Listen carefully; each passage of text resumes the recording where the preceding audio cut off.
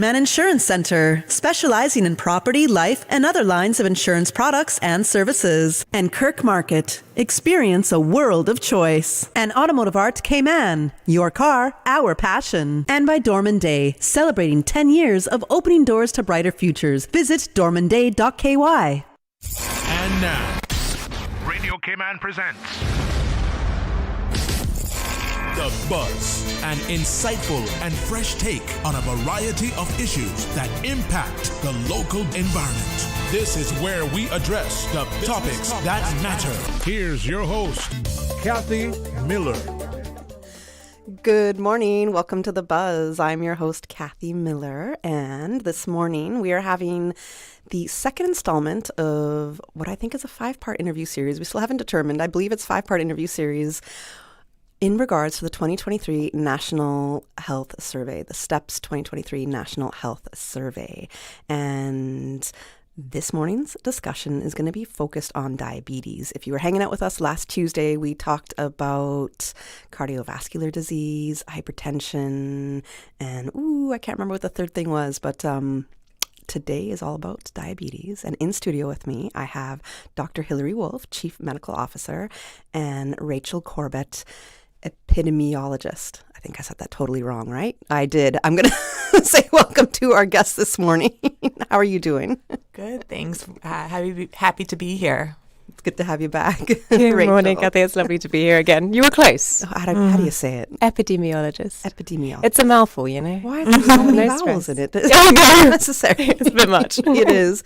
And I have to say to our listeners this morning, my computer wouldn't turn on, so everything that I had prepared for this show is no longer in front of me. I'm just staring at a blank black computer screen, and I'm so gutted, but nevertheless, I do know a little bit about diabetes, so I'm definitely going to be relying on our guests to give us the facts and figures, which, I usually have as well, and I like to pull a couple things out here and there, but I'm definitely relying on our guests to give us these facts and figures, and I'm just going to ask my questions best way I know how, because I know that I'm particularly curious about the effects of diabetes. But before we go there, let's just paint a picture for the listeners and have them understand exactly what the 2023 National Health Survey was all about. Sure. So this is a survey that the World Health Organization has designed. So it's a standardized approach that's used in many countries around the world, and that's quite helpful because it means we can then compare our data that we get to other jurisdictions and other countries because we've asked the questions and done it in a very similar way. This is the second time that we've done the survey in Cayman. So it's been done once in 2012. And then we haven't really had national data on these kind of topics since then. So we repeated the survey in 2023, which gave us a really nice kind of 10-year comparison point before to see how the health of our population is doing, what things might have changed, if things have gone up, gone down. But we also introduced a few new items into the questionnaire as well, to reflect kind of more current health threats that were going on that we wanted to find out more about, for example, vaping, things like that. And there's a few different parts to the STEPS survey. So it has a questionnaire, but it also then has some physical measurements that our team in the field would take. So we do things like height and weight, which helped us to be able to calculate BMI. And then we also had an excellent team of nurses who would follow up with the individuals, and if they were willing, also to do a finger prick blood sample, so we could look at things like cholesterol that you touched on last week, but also blood glucose that we're going to speak to a bit today. One of the really nice things about the survey is that typically with health data, we look at the information that we get from our health facilities, which is great, but it won't capture individuals who aren't coming forward for care. So by doing the survey, which takes a random sample of the population, it's not everybody, we then can have a group of individuals who are representative of the country as a whole and try and capture individuals who have differing access to healthcare and differing health needs and give a full picture of what's going on in the population. Now it's the 2023 National Health Survey, and we're talking about it now in 2026. We are, yeah. It took a while to analyse all the data, so we got that through. And we're now at stages in the ministry where we're looking to see, what does this tell us? What can we be doing about it? What changes do we want to make maybe in our public health programs or things going on that we've reflected on the data and where we're at and where our priorities are. So part of this conversation that we're having today is to have a recap of looking at that data and understanding it more. And then that's leading into some of the things that we're doing in the ministry to try and combat these issues.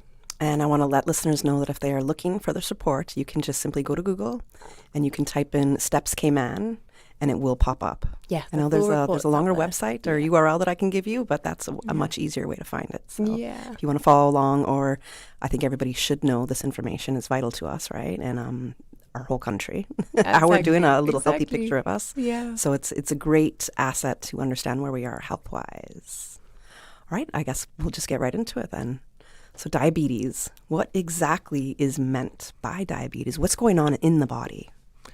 Yeah. So basically, when we eat, we often eat foods that contain carbohydrates or sugar, and we have cells in our body and proteins called insulin that then help bring that glucose, that sugar, from the blood vessels into the organs and to the cells in order to give us energy and help us thrive. But within diabetes, when you have risk for diabetes or you're diabetic, what happens is those insulin don't function very well. Depending on what type of diabetes, it could be that the insulin just is completely obliterated and there's no insulin cells left, or it could be that the insulin is not working very well. So they're there, but they're not doing their job. And then what happens is the glucose just sort of like stays in the blood vessels and erodes the blood vessels. And that can lead to all sorts of different problems with our organs. So if the blood vessels get real stiff, then you can get plaque buildup. That can lead to cardiovascular disease and stroke. You can get inflammation, so that can lead to swelling of the heart, swelling of the brain. You can get kidney damage because you can't filtrate the glucose through, and so you get buildup and then you hurt your kidneys. You can get problems with your nerves where you can't feel sensation in your feet, and that's where then you can end up injuring yourself and not knowing, and you can get infections where they don't necessarily heal as well as they could. So it causes a lot of havoc in the body when we can't control our glucose levels. Okay, so that's what's going on with diabetes. Yeah. And can you explain the different types of diabetes? Sure. So there's two main types, type 1 and type 2. Type 1 diabetes we normally see in younger people, although we can see it in older people as well. It doesn't usually have the same, it's an autoimmune disease. So basically your own body is attacking your insulin cells and destroying them. And so it doesn't have the same sort of sequelae, the same type of factors that diabetes type 2 has, with like obesity and the triad of high cholesterol and cardiovascular disease. Type 1 is usually actually can be normal weight people, and they basically have to be on insulin for the rest of their lives, and they control it with a pump and that. Type 2 diabetes has more of a genetic factor. It's more associated with the being obese, having the other non-communicable diseases that we talked about last time. So non-communicable disease is a medical condition or disease that's not transmitted from person to person, usually chronic, progresses slowly, and can be often related to genetics, environment, and behavior. And so that's really where we see the type 2 diabetes more often. That's really, I think, what we're going to talk about at the core of today, because that's really where we can actually change our behaviors and help to prevent type 2 diabetes. It's interesting because I thought type 1, so I guess I was misled. I thought type 1 was more genetics, that you're going to kind of inherit that. And I didn't even realize that you could be diagnosed with type 1 later in your life as well. I thought that was just mostly type 2. So you've totally demystified some things for me for sure. That's interesting. Okay, so those are the two different kinds. And then there's, I don't know if I'm saying it right, gestational diabetes. Is that, can you explain what that is? Sure.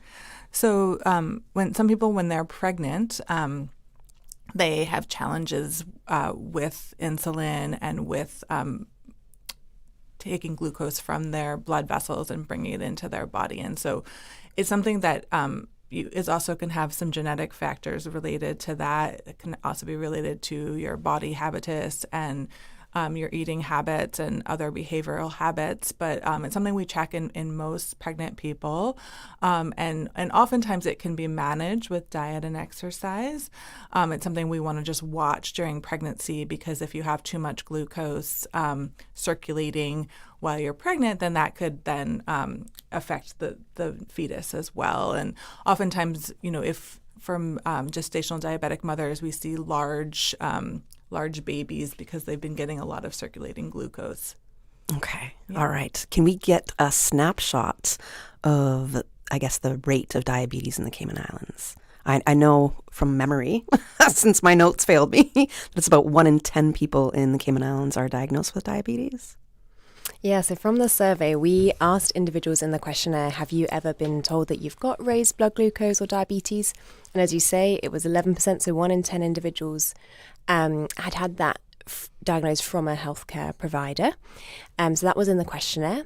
And then we have a bit of additional data from when we took the finger prick blood measure ourselves and tested that for glucose.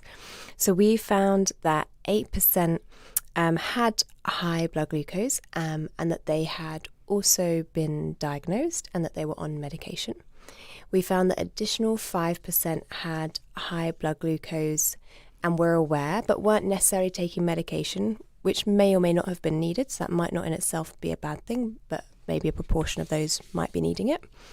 And then we found an additional 1.7% had raised blood glucose but weren't aware of it. So that's definitely a group that we would love to try and target more to figure out how we can make sure that they are aware that they have got raised blood glucose. But so that was a bit of the data that we had around those results. I have a question there. So the last statistic that you shared, and I'm not going to remember it, so I'm going to ask you to repeat it, but they have raised blood glucose, but they're not aware. Yes, so they have raised blood glucose. Exactly. So how do they know that they have raised blood glucose? So we took the finger prick measure ourselves and tested it and found they had raised blood glucose, but when they filled out our questionnaire, they'd never had that diagnosis from a healthcare provider themselves. So from doing the survey, they found out for the first time. So whenever someone took part in the survey, we gave back the results to them of their measurements. So that was a benefit to them. So actually, that was something that was helpful to them from taking part in the survey, is that they had that. So we would then recommend that they'd go to their healthcare provider and to follow up on that with them. For the ones that you did recommend to go to the healthcare provider, do you know if they did?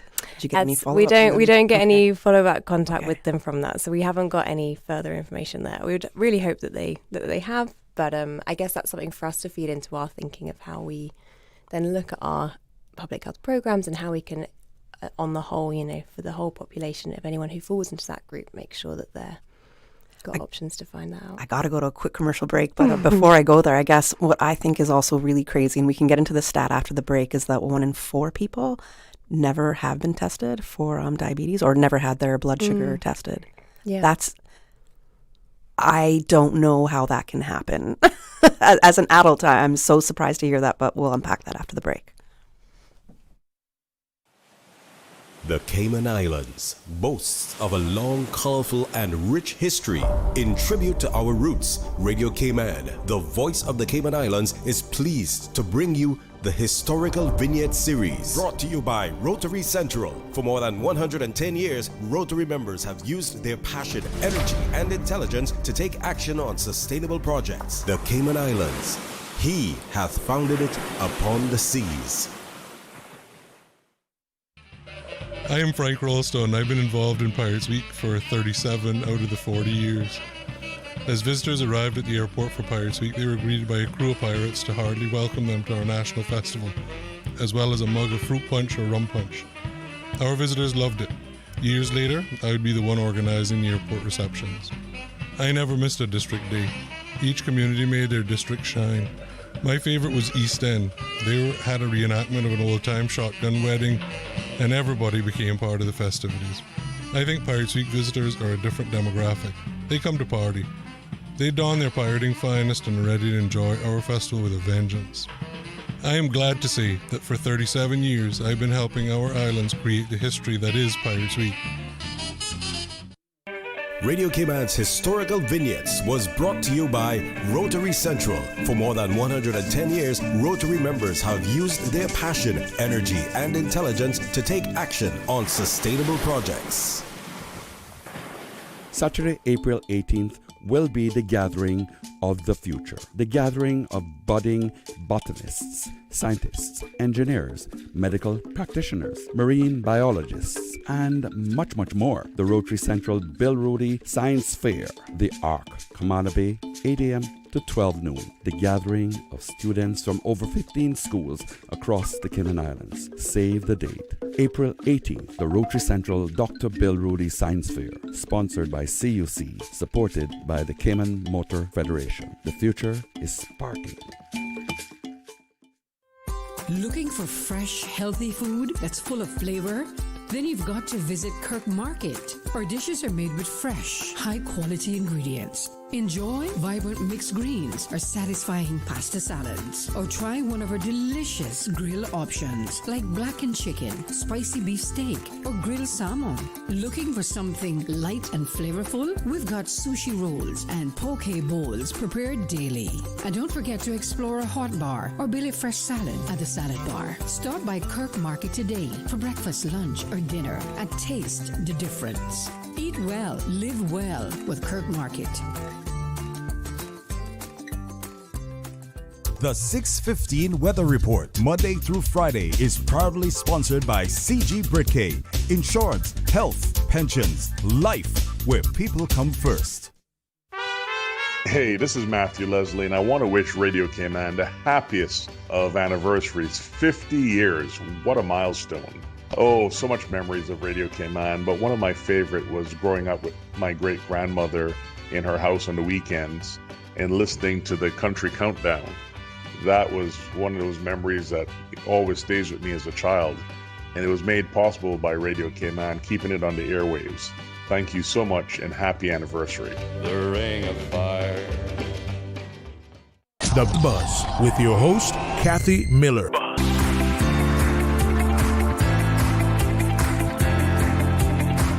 Good morning. Welcome back to The Buzz. I'm your host, Kathy Miller, and we are talking about the 2023 National Health Survey. In studio with me, I have Dr. Hilary Wolf. She's the Chief Medical Officer, and Rachel Corbett. I'm not even going to say the word, Rachel. I'm going to ask you to pronounce your title. Hi, good morning, everyone. I'm the National Epidemiologist. Epidemiologist. All right. That's the one. By the end of the show today, I'm going to have that down back. Okay. I had posed a question to you right before in one of the two facts that I do remember from the survey, because for listeners who are just tuned in, my computer shut down and I don't have anything in front of me.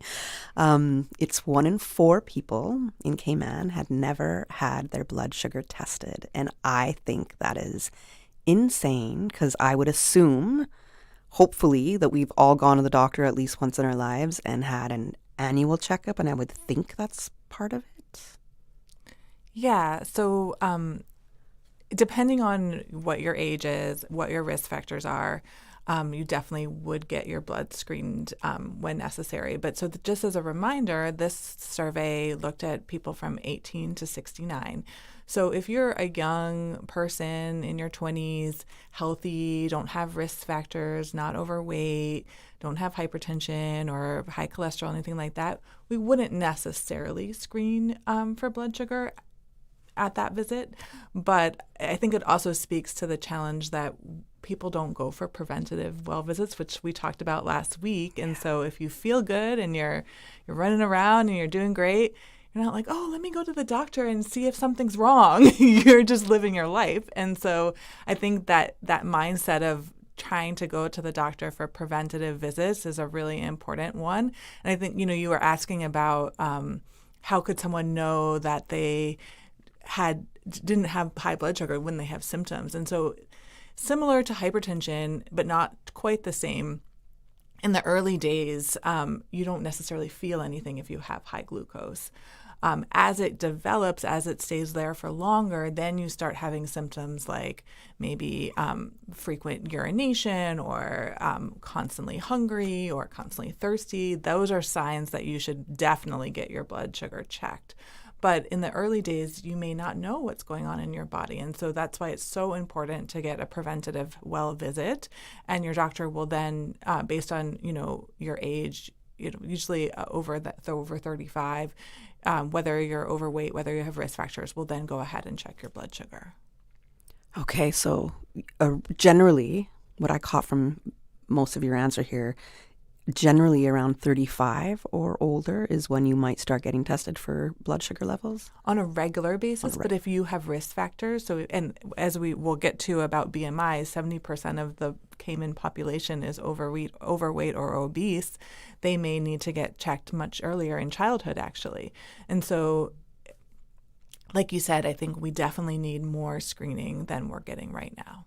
And obesity and diabetes are greatly linked. You have a huge chance of developing diabetes if you're obese. You have a higher chance for sure, especially for type 2 diabetes. Okay. There's also the term of pre-diabetic, yes, which I was deemed pre-diabetic a few years ago. Much to my surprise, I was, what do you mean I'm pre-diabetic? And then I like to make a joke that I'm half made of chocolate and quarter ice cream, and that's why.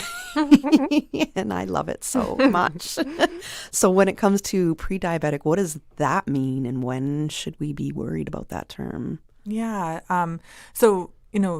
We want to prevent diabetes. So we want to check blood sugar and make sure that we don't get to a point where you are considered to be diabetic. And that's why we then have different ranges of what your sugar could be, what we consider normal, what we consider pre-diabetic, and what we consider diabetic. And then we try to make lifestyle modifications if you're pre-diabetic so that to prevent you from progressing to being diabetic. So basically, if you have a fasting glucose less than 100, that is normal. Once it gets to be between like 110 and 126, that is more pre-diabetic. And then above 126 can be considered diabetes. In addition, we also have a measurement called hemoglobin A1C, which looks at blood sugars over the past 3 months. You don't have to be fasting when you take that. And so anything between 5.7 and 6.5, that's considered pre-diabetic. Anything above 6.5 is considered diabetes. Okay, I think mine was 5.9 if I'm remembering correctly, which I think a doctor was like, oh, that's barely anything. And for me, I was like, well, why am I even here? But I do know my habits, and I know how much I crave sweets and chocolate and ice cream. I said it earlier, I feel like I'm composed of that mostly. You mentioned two terms there. One was your fasting glucose rate. Mm-hmm. Can you explain what that is? Because there's and these are ways to test your blood sugar, right? So fasting glucose rate is one way, and another one is your A1C? Hemoglobin A1C, okay. Yes. So when you eat food, you have circulating glucose. And so usually when we check blood glucose levels, we like to make sure that you've not been eating for at least 8 hours and not had anything to drink besides water or like black coffee, so that then you can have a good sense of where your resting state of circulating glucose would be. And that's what fasting glucose would be. Hemoglobin A1C is a different type of measurement that actually looks at sort of on average what your blood glucose has been over the prior 3 months. And you don't necessarily need to have not eaten when you take that test. Okay. And for the fasting glucose, it's important because we're not supposed to have any glucose in our bloodstream, or a lot, or we have some circulating glucose. So about less than 100 is considered normal. Okay. But I think going back to the definition of high blood sugar and diabetes we were talking about in the beginning, when you don't have insulin working properly, you're not removing the blood sugar from the vessels and bringing it into the organs to give them energy. And therefore, it's circulating it's too much is building up in your blood vessels, and that's making them not function well. It's making inflammation happen. It's affecting our organs. And so we want to be able to remove the blood glucose over time. Okay. And now if I have this right, so I'm trying to kind of paint the scenario to a way that I can understand it. And when we're going to do the fasting glucose test, we're doing that to figure out, okay, we should only have like a certain amount of glucose in our blood normally. I think you just said around 100. Mm-hmm. Is that 100 or less? 100 or less. Is that milligrams? Milligrams per deciliter, yeah. Okay. Which I'm saying it, but I still don't know what that looks like. But yes, okay. And we're doing the fasting because we want to see after we haven't eaten in a while, so there's no food to spike that. But if we have too much and we haven't eaten in a while, then that's an indication that we could be pre-diabetic or, in the case, diabetic. Mm-hmm. So that's the test that we did in the survey. We used the fasting blood glucose test. So we asked individuals to come in for the test early in the morning. They hadn't eaten overnight. So it's like a screen to say, have you got high blood glucose in your blood? And that's where then it needs to have a further look to say whether that is actually a diabetic diagnosis. But it's a helpful screening tool to be able to get a first indicator. I want to know what that reaction was like from people, especially the ones who had never been tested. Yeah, I mean, I wasn't the one in the field doing it, but I think I think people really appreciate. Our nurse team did a phenomenal job, and I think it must have been interesting for some. Had to be challenging as well to get people to want to do it. Yeah, it was getting that third step, the blood prick was tough. We're really, really grateful for everyone who took part and did that. But we came on these shows many times, and we're really grateful for the team here. They really helped us to talk about the survey and to try and bust some myths. You know, people are quite scared of needles and that sort of thing, but it was a very small. It was not even a needle; it's just a little lancet finger prick. So, it's something that it's to convince people to do that and to make the time. It does take investment on their part, but it provides really helpful information as we've discussed to them, and gives them a really helpful kind of initial health screen and health check for them to look into anything further that might come up. It absolutely does. I mean, look at the information we've gleaned from that right now that we're talking about this morning. Yeah. Okay, we got to go to the 8 a.m. news, but we'll be back at 8:15 to continue our conversation on diabetes and the snapshot of diabetes in the Cayman Islands. Radio station. Radio Cayman is the voice of the Cayman Islands. For today's biggest news. Radio Cayman, the voice of the Cayman Islands. With your latest news, I'm Karsley Fuller. The Central Planning Authority is meeting tomorrow with several developments up for consideration. International Mall Ltd. is returning to the CPA with its application for a commercial and residential complex on Walkers Road in Georgetown, which is facing nearly a dozen public objections. This was a previously approved project from back in 2024 that was overturned by the Planning Appeals Tribunal.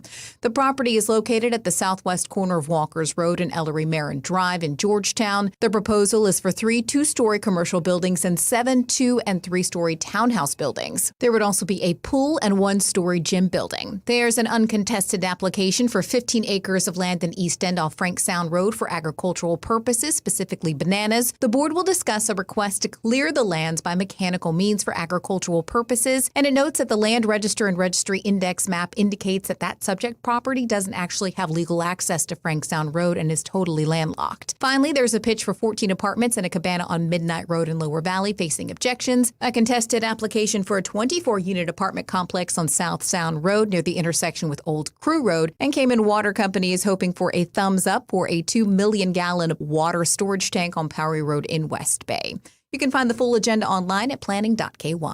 MPs are set to consider harsher penalties for folks who dump their trash by the side of the road. Here's CIGTV's Kavar Augustin. Several proposed bills are heading to Parliament this week, including the Litter Amendment Bill 2026, which is expected to be tabled by the Minister for Health, Environment and Sustainability. The proposed legislation updates penalties and enforcement powers to tackle littering across the islands. Key changes include fines of up to $5,000 for littering offenses, and for the first time, derelict vehicles will be treated as litter under the law. Environmental health officers will have clearer powers to require cleanup of dangerous and unsightly litter. To review the full bill, visit gazettes.gov.ky. Parliament meets tomorrow at 2 p.m. Make sure to tune into our sister station, Breeze 105.3 FM, to hear the proceedings live. And it's officially Honoring Women Month, with the first of several events kicking off celebrations under this year's theme, #GiveToGain, on Sunday. We had our church service, which was themed Living the Giving Life, and that was our kick-off session to basically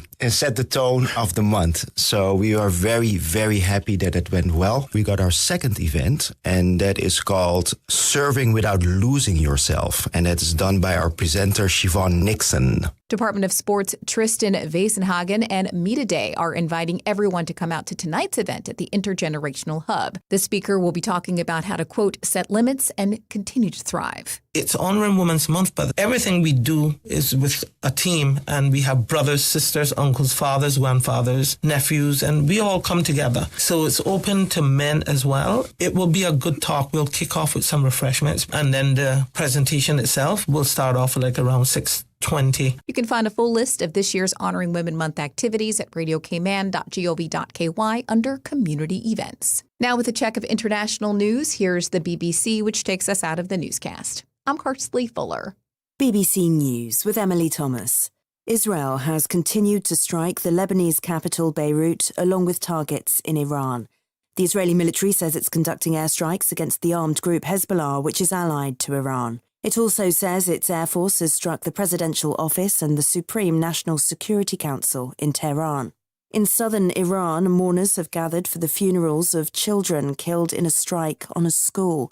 State media says more than 165 girls and staff died in the attack in Minab. Oil and gas prices continue to surge as the Middle East conflict intensifies. The price for a barrel of crude oil hit $85, while the price of gas in Europe almost doubled since Friday. Air travel in the region remains severely disrupted. However, some services from Emirates have resumed from Dubai. Flights have already departed for some European countries. Donald Trump has said he's very disappointed in Britain's Prime Minister, Keir Starmer, for initially not allowing the US to use a British base in the Indian Ocean. A close aide to Sir Keir said he'd only take decisions on the basis of legality and British interests. And that's the latest world news from the BBC. Stay in touch with Radio Cayman with the latest up-to-date, accurate news and information. For your convenience, the headline news will be repeated on our sister station, Breeze 105.3 FM, weekdays at 8:30 a.m. Follow Radio Cayman on social media, Facebook, Instagram, Twitter, or download the Radio Cayman app in the App Store or log on to www.radiocayman.gov.ky and stay connected to what's happening in the community. Radio Cayman, your voice, your choice, your radio.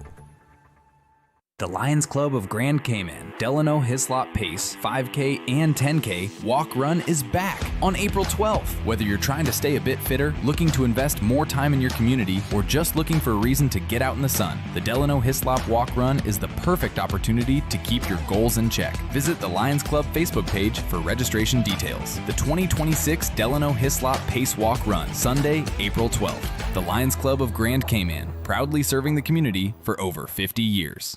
The 8 a.m. weather update brought to you by CG Britcay, where people come first. Good morning. Let's take a look at the latest weather report. Current temperature is 80 degrees. Relative humidity is 81%. The barometric pressure is 29.98 inches and steady. The wind is east-northeast at 12 knots. Overnight low was 77. Synopsis indicate moderate winds and seas expected across the northwest Caribbean through Wednesday, with a few sporadic showers as the ridge of high pressure dominates the weather pattern. Satellite imagery show a few clouds over the Cayman area. Now the forecast for the Cayman Islands for today, calling for partly cloudy skies with a 30% chance of morning showers, and temperatures will be in the mid-80s. Winds northeast at 10 to 15 knots with higher gust, and seas will be moderate with wave heights of 3 to 5 feet.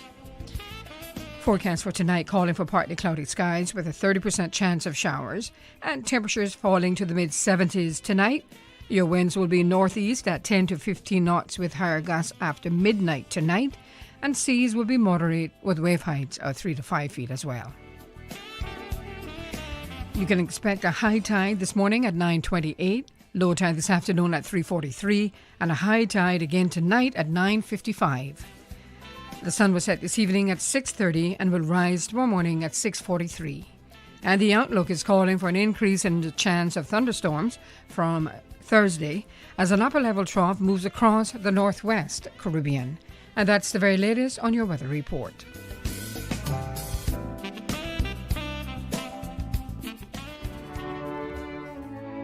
If you have an objection to this marriage, speak now or forever hold your... Don't do it, Tevin! I still love you. I have since the day we stole your mom's car and got matching dolphin tattoos. Oh, Lordy. Janelle? From spring break, oh wait? Yes, it's me. Janelle, you've got to move on. We're like the wedding guest that doesn't ruin the ceremony. CG Britke. Good like that. The 8 a.m. weather update brought to you by CG Britke, where people come first. Radio Cayman Super Jam Show, the #1 drive time entertainment show on your radio. Brought to you by these kind sponsors. The Cayman Islands Football Association, CIFA, building a better future for Cayman football. Cayman Insurance Center. Don't take chances with your family's future or your valuable assets. Call me today, Michael Webster, at 925-5433. UWI Open Campus, on-site, online, and on demand. Visit open.uwi.edu. Call them today at 946-8322. And Coca-Cola, available across the Cayman Islands from Tortuga wholesalers. Accept no substitutes. Taste the feeling with Coca-Cola. The #1 drive time entertainment show on your radio. The traffic report is brought to you by Subway. Enjoy a delicious start to your day with breakfast from Subway.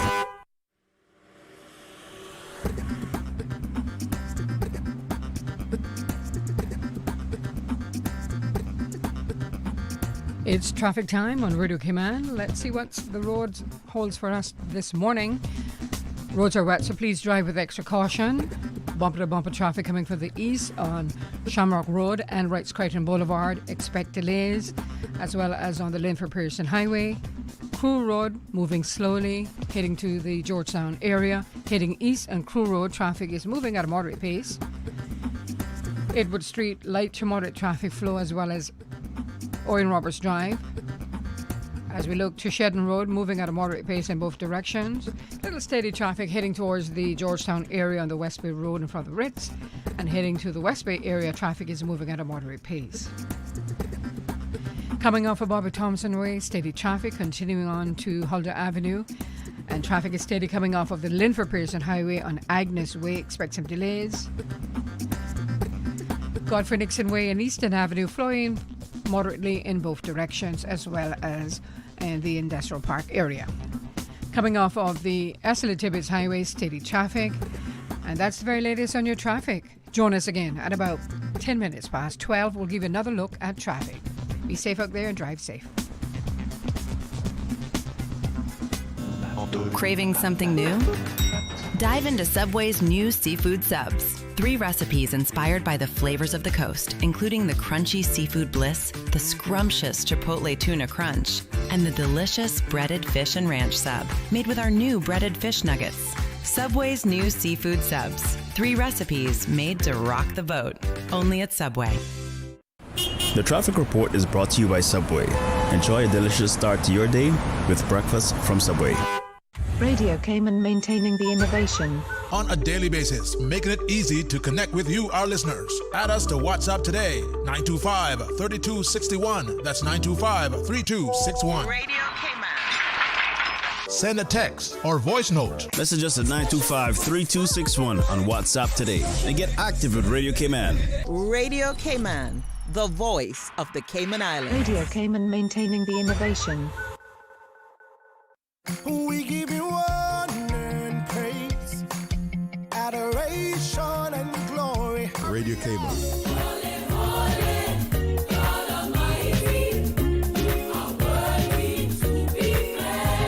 Praise time. Praise him, praise him. Come and let's praise the Lord. Come and let's praise the Lord.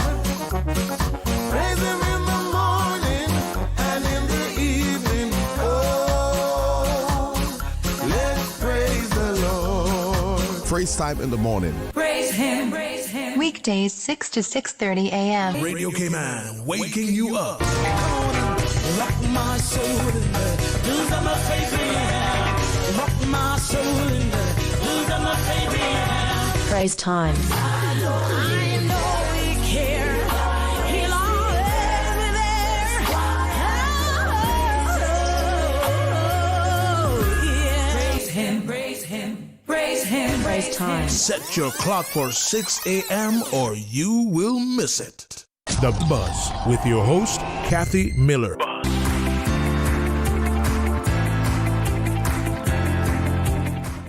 Welcome back to The Buzz. I'm your host, Kathy Miller, and guess whose computer magically turned on after I had to do an emergency reboot?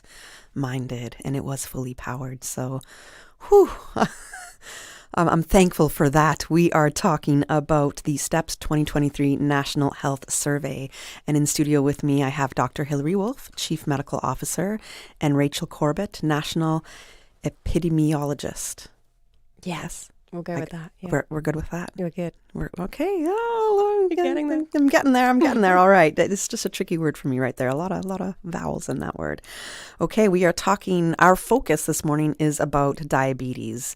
Last week was the first part of a 5-part interview series where we talked about cholesterol, hypertension, and cardiovascular disease. And today is the focus on diabetes. So we spoke about exactly what diabetes is, the different types of diabetes, type 1 and type 2. And Dr. Wolf taught me some things that I had wrong about type 1 diabetes, at least. So I definitely learning a lot today, actually. And we are going to now go to some of the facts here. Out of the report that we are looking at, which I believe Rachel did find out, if we go to gov.ky /steps. There we go. That's it. That's where you can find the report. So exactly. I thought you were going to give me another little couple letters. Super easy. Very, very easy. So you can find the report there as well. Now, in this report, we talked about how you can test for diabetes, right? And one of the 2 ways was the fasting glucose rate, right? You could do that. And then your HbA1c tests. Yes. So when we're looking at our HbA1c tests, according to the report, only 56.7% of diagnosed individuals, they're diagnosed now, have received at least 2 HbA1c tests in the past year. Is that a problem? Is that too little? Should they be getting more? So getting 2 a year, this is an indicator that has come from WHO to kind of have a look at those who are diagnosed, are they getting the care they need? So getting 2 a year is kind of the benchmark to look at, to say they are seeing someone regularly enough to look at what's going on. As we mentioned, this test, the hemoglobin A1c, looks at your blood sugar levels over the past 3 months. So it's not something you need every week because it has that longer window that it looks at. So but it's more accurate, is it? It gives a more accurate indication of what's going on in the body, because obviously as you're eating, different days, different things, your blood sugar will be changing. So it gives a fuller picture of what's going on. And it also helps to understand if you are on medication, whether that is working for you and doing what it's supposed to. So that's why it's helpful that people are having those regular tests to be able to see how that's happening and where they're at. So we're looking for those who are diagnosed to be making sure that they do have at least 2 HbA1c tests a year. So the fact that only about half of those who have diabetes and are diagnosed have had those tests, that's a gap that we want to look at to see how we can ensure that people are getting that care that they need and that monitoring to see how that's, whether that's improving and making sure that they're getting that right care pathway there. Okay. Now, we talked a little bit about, thank you for explaining that part. No, of course. We talked a little bit about what's happening with your cells when it comes to diabetes, what's going on with the glucose and insulin. But Dr. Hilary, if you could at all break down what it means to be insulin resistant, because that's a term that comes up as well, what insulin resistance is. And then how does that also relate to triglycerides? What are triglycerides, if you can go into that after? Sure. So as we said, when we need insulin to help bring glucose into the body to provide nutrition and energy for cells. But when when the insulin isn't working well, then it doesn't do that. And what insulin resistance means is you may have the insulin cells there, but they're not actually functioning. So it's like they're duds basically. And then so I think there's sort of a multiplier effect here with when you don't have insulin working properly. It actually has an impact on lipids and fat, and so triglycerides can raise, which then can actually. We talked last week about your HDL cholesterol, which is your good cholesterol. So that can actually make your HDL cholesterol go down, and your LDL cholesterol, which is your bad cholesterol, go up, and that creates more plaques and risk for cardiovascular disease and stroke. Okay. So this is triglycerides are a big thing because you get tested for that as well, right? There's a testing for that. What should your, I guess, measurements or markers be for triglycerides? So you want your triglycerides to be less than 140, and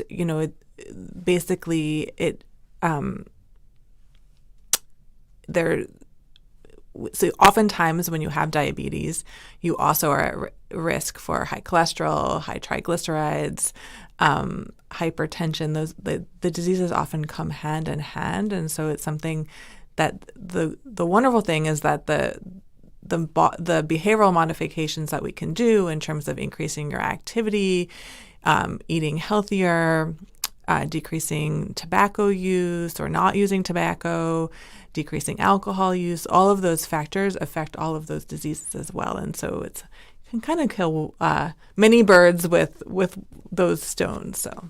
And that's exactly what we're going to get into is how diabetes is often referred to as like a multiplier disease. And right before we touch on that, just to end with the triglycerides note right here. And in relation to HDL, so there's a testing that you can do, a triglyceride to HDL ratio. Do you know what that measures exactly? So, like I said, the triglycerides is your something you don't want in your blood, whereas HDL cholesterol is a good type of cholesterol. And so that ratio is just basically like when you're comparing one compound to another. And so you basically want that ratio to be quite low because you want the numerator to be low and the denominator to be high. And so that fraction would be a small fraction. Okay. So in diabetes being referred to as a multiplier disease, and I know you listed some of them, but could you let us know what other chronic conditions this can lead to? Like sure. Talk about so, hypertension. Yeah. I mean, I think there's sort of what comes first, the chicken or the egg, right? You can I think there's two different ways to think about it. Usually, the non-communicable diseases, so high blood pressure, hypertension, high cholesterol, diabetes, cardiovascular disease, or I would say let's just start with diabetes, blood pressure, and cholesterol, because those are the precursors. Those are the things that often can come as a triad and can then lead to a bunch of different sequelae down the line.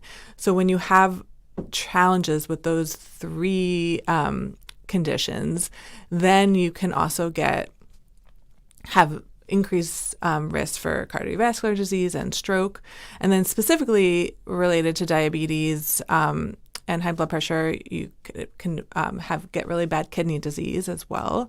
You can also, as we talked about earlier, as the blood sugar rises and you have more blood sugar circulating in your blood, then you can get inflammation and have heart disease.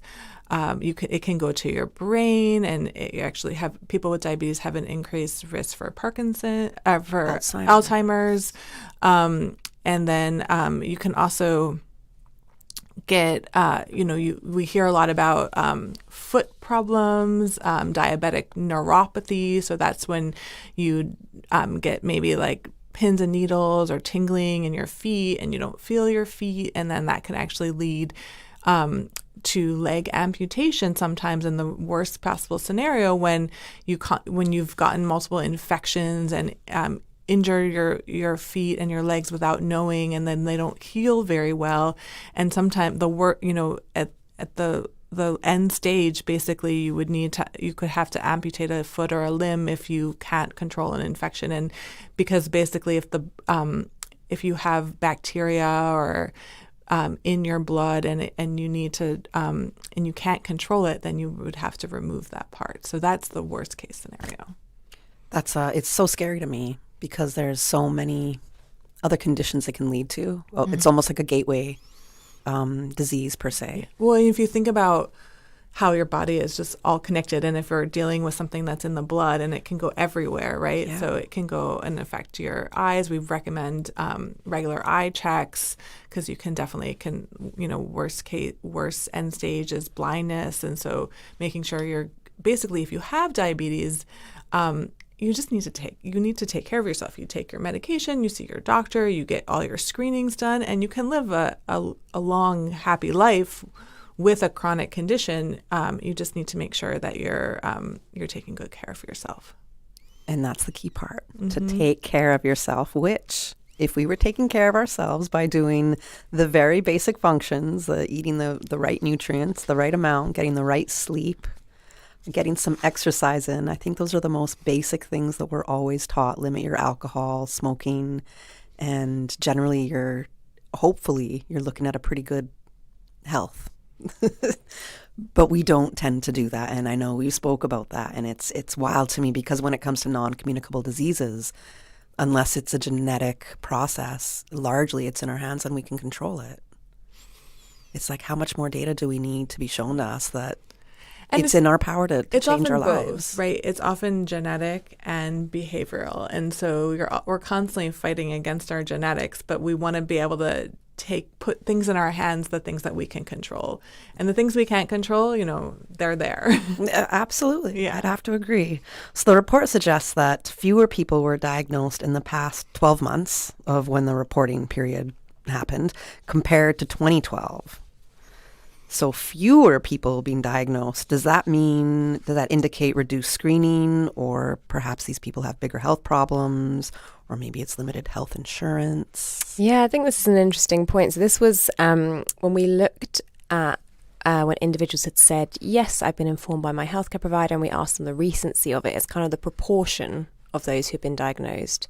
The proportion were in the last year, or the proportion that were 2 years ago, or more than that. When we compared the 2012 results to 2023, the proportion that have been diagnosed in the last year in 2023 was lower than 2012. So it's something that kind of raised some questions for us. We didn't ask any more questions as to why in the initial piece of work, but it's something that it flagged to us, so we can hypothesize as to what that might be about. It may be the individuals aren't having screenings as regularly. As you mentioned, it may be there are barriers to that for things like insurance or cost.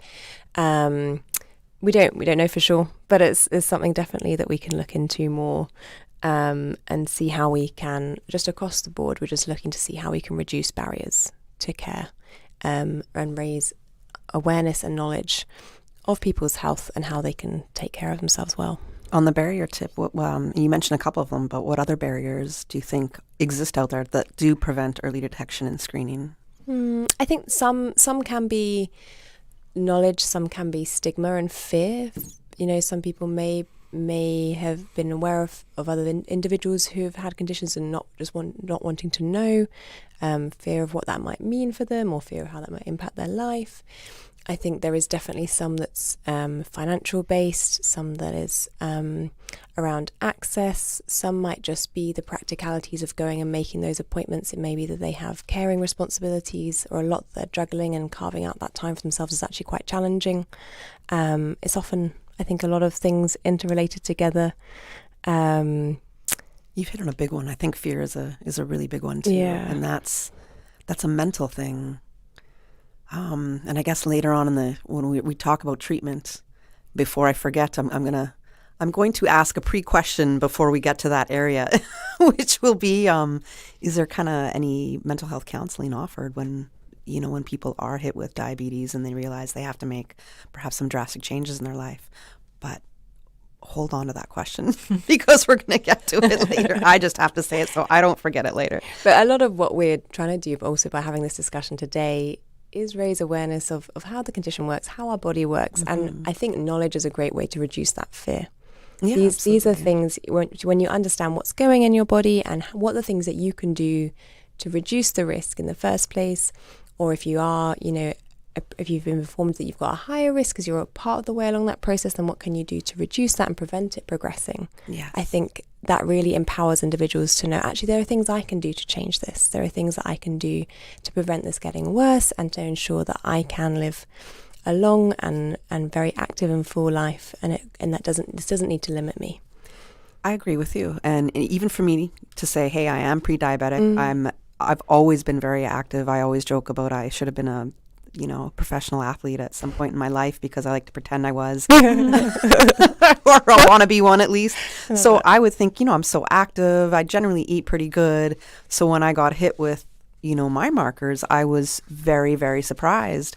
And it was really, really, really hard to adjust certain habits. And that could be the thing as an adult. That's where the reality really hits, is you're so used to eating a certain way or performing a certain way, going through your habits, that now you can no longer consume something, or you have to really limit your intake. That's a really hard discipline for us all of a sudden to switch into. We're quite set in our ways, aren't we, as people? And also we don't always realize how until you're asked, oh, can you do this differently? And you don't realize how, this is just what I do. This is how I do it. Worse when you're a Taurus, which is what I am. So very stubborn and set in my ways. Okay, so we know that our obesity rates are at about 70% for the Cayman Islands, right? So do we think that we are screening early enough to catch people at a pre-diabetic stage? Probably not, to be perfectly frank. I mean, I think, like we were saying before, if you are overweight or obese and you do have risk factors like high blood pressure, high cholesterol, you should have regular screenings for sugar. And as I think what we've noted previously, and I want to stress, is I think the way our healthcare system functions right now is very reactive to sickness and not to prevention. And part of that is because of the way the system is just overburdened, and also because of the not having the most ideal health insurance plans for the people who need healthcare the most. And so we basically, when you feel fine, you don't go to the doctor, and then when you don't feel fine is when you actually are more progressed in a condition. Right, which brings us back to that prevention is better than cure. One of my favorite Caribbean sayings. This is where I learned it, at least was in the Caribbean. So prevention is definitely better than cure. Oh, we have to take a break. I was about to... Thank you, Susan. Let's go into our next commercial break, and then when we come back, we're going to talk a little bit more about the data, especially as it differs between men and women. Looking for fresh, healthy food that's full of flavor? Then you've got to visit Kirk Market. Our dishes are made with fresh, high-quality ingredients. Enjoy vibrant mixed greens or satisfying pasta salads. Or try one of our delicious grill options like blackened chicken, spicy beef steak, or grilled salmon. Looking for something light and flavorful? We've got sushi rolls and poke bowls prepared daily. And don't forget to explore a hot bar or Billy Fresh salad at the salad bar. Stop by Kirk Market today for breakfast, lunch, or dinner and taste the difference. Eat well, live well with Kirk Market.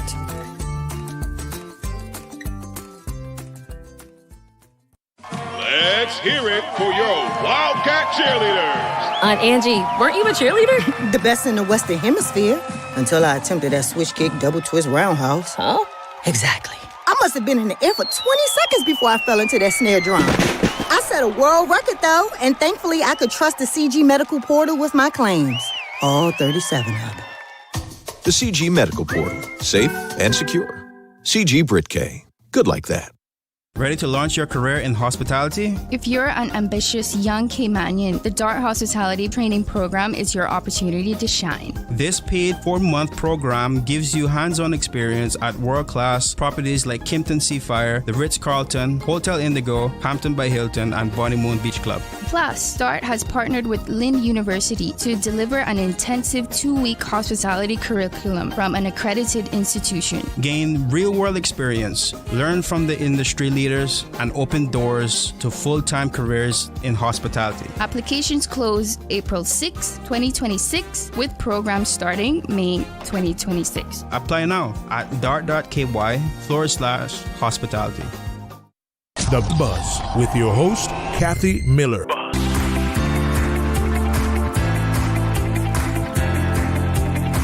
Welcome back to The Buzz. I'm your host, Kathy Miller, and we are talking about the STEPS 2023 National Health Survey. And in studio with me, I have Chief Medical Officer Dr. Hilary Wolf and Rachel Corbett, who's the National Epidemiologist. Man, I just said it right 10 seconds ago. You know what, guys? We can make fun of me all we want. That's okay. I make fun of myself. No problem. Epidemiologist. Yeah, there we go. I pulled it out. You never know I'm going to pull it out correctly. Okay. So going back to the data from this survey, we are talking about diabetes here for those who are just tuned into us. The data shows that men are significantly more likely than women to have never had their blood sugar measured. Men. Are there reasons why men are less likely to be screened for diabetes? Yeah, it's an interesting question. Through the survey, we were provided the overall statistics. We tried to then compare men and women and also compare 2 different age groups. So it gives us a little more insight into different parts of the population. And quite often we do see that men have less contact with healthcare services than women. So there are other data as well that, for example, when you're looking at the hypertension care pathway, men are less likely to be diagnosed than women of having high blood pressure as well. So this is quite a common theme. Are there reasons? We know this was a question. I didn't go into the why, but in the literature otherwise there are reasons for this. Some of it is around stigma. Some of it is just around maybe perception that they are well and that they don't need it. But we would have to look into that kind of in our own context to understand that more fully, really, I think. But I think what was also interesting, so this was around being less likely to have had a screen for their blood sugar. We did also look at data around some of the complications that come with diabetes that we've mentioned. So having less sensation in your feet, how it's really important to have feet examinations. Every year we found that 50% of those diagnosed had never had a foot examination. And then the other complication we've talked about as well already is around the damage that can happen to the blood vessels in the eye, which may eventually lead to vision loss. And we found that overall 30% of those who were diagnosed had never had an eye exam. And this one was interesting because of those that had never had an eye exam, this was actually higher in women than men. So we found that 36% of women who were diagnosed had never had an eye exam rather than 20% of men. So it's interesting when you look at different indicators, sometimes you see different patterns. So I think both of these need a bit more unpacking to understand the why, but it really helps us to give a bit more targeted information when we look at what we would do off the back of this, of where we need to reach different demographics in different ways. So I've mentioned that I've been deemed pre-diabetic, right? But I've never had a foot exam. I don't do eye exams unless it's for I'm blind naturally, so I shouldn't say I'm blind. I can't see very well naturally, so I always go in for my eye exams, contacts since I was very, very young. But when do eye and foot exams start in diabetes? Like, how would I know? Would I just randomly walk into my GP and say, I think I need an eye and foot exam, or would I have to be diagnosed already with diabetes to get that treatment? Yeah, normally the blood sugar would need to be high enough circulating when you actually are diagnosed with diabetes to then worry about having eye and foot problems, and that's when we would start the regular screening, so making sure that you get an annual foot exam and at least every 2 years an eye exam. Okay. Well, let's start really unpacking when we're starting to treat diabetes. So when we do know that, okay, you've been diagnosed, you're diabetic, how does treatment start? I guess let's start with somebody who's pre-diabetic and then somebody who either falls into type 1 or type 2, mostly type 2, because that's where our focus is today. Yeah. So, I think if they've known that they're pre-diabetic, I'm assuming they've been working, hopefully, with their physician to try to change some of the behavioral modifications that they have control over, although we know it's quite difficult.